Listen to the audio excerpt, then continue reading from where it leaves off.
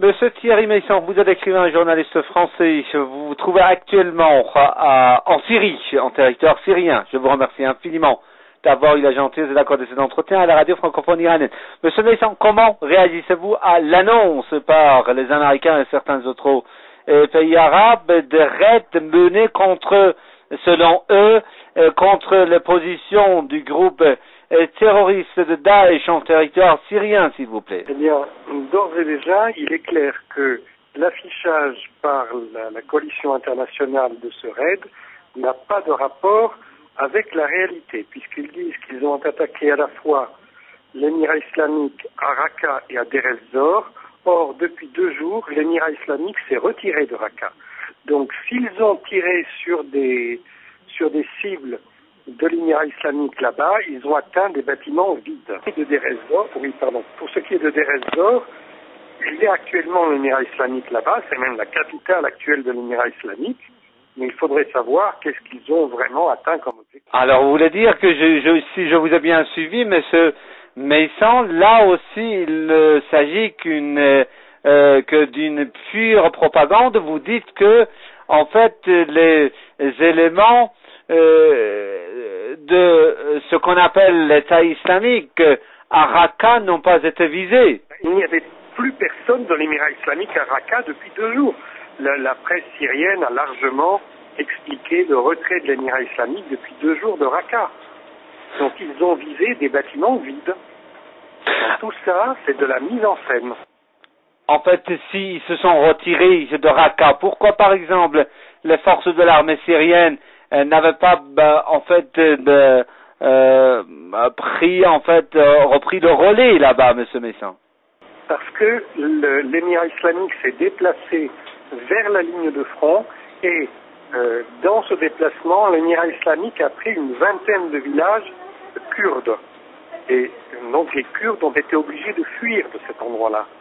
Donc la ligne de front, certainement maintenant l'émirat islamique est plus fort sur la ligne de front, mais il a abandonné dans son dos la position de Raqqa. Les Américains disent également avoir visé les cibles, les objectifs d'Al-Qaïda, surtout du front Al-Nusra en territoire syrien. Quel est d'après vous l'objectif des États-Unis de dire que voilà, vouloir viser les positions d'Al-Qaïda en Syrie également? Ils nous expliquent qu'eux luttent contre le terrorisme, qu'ils ne font pas la différence entre les différents groupes, ils les attaquent tous. Bon, c'est un discours qui est parfait, auquel d'ailleurs tout le monde adhère, sauf que ça n'est pas la réalité. La réalité, c'est que en sous-main, ils soutiennent ces groupes, ils les financent et ils les arment. Et chacun peut voir que si ce n'est pas directement les États-Unis qui font ça, c'est par l'intermédiaire de leurs alliés. Et par exemple, actuellement, chacun peut constater que l'émirat islamique est financé par la vente du pétrole qui transite depuis l'Irak vers la Turquie, puis Israël et les États européens, y compris la France, qui achète du pétrole volé en Irak par l'émirat islamique. Ça, aujourd'hui, je ne parle pas de choses il y a des années, je parle de ce qui se passe actuellement, où nous pouvons voir que des combattants de l'émirat islamique sont actuellement soignés dans des hôpitaux en Turquie.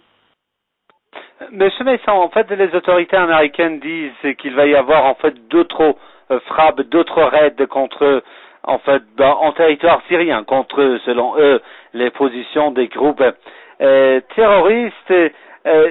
Monsieur Meyssan, quel est d'après vous le principal objectif de cette mise en scène, comme venaient de le dire les Américains? Et les États-Unis vont progressivement étendre les zones qui frappent jusqu'à attaquer des objectifs de la République arabe syrienne, jusqu'à s'attaquer à l'armée arabe syrienne, celle qui résiste contre l'État d'Israël. Voilà, c'est le seul objectif de cette opération. Et si les Américains, en fait, visent l'armée arabe syrienne, quelle en sera la conséquence, monsieur Meyssan? D'autant plus que les autorités syriennes l'ont dit que voilà, ça serait considéré comme un acte d'agression. Mais là, vous avez pu voir que les bombardements ont eu lieu avec des missiles Tomahawk tirés depuis la mer et non pas avec des avions qui auraient survolé le territoire syriens. Donc la Syrie ne pouvait pas répondre à cette attaque. Mais si les États-Unis décident d'utiliser encore des missiles de croisière tirés de mer contre la Syrie, bon, à ce moment-là, c'est une guerre classique. Et la question est de savoir s'ils pourront le faire ou si, comme en août dernier, la Russie s'y opposera en déployant sa marine devant les côtes syriennes pour protéger la Syrie.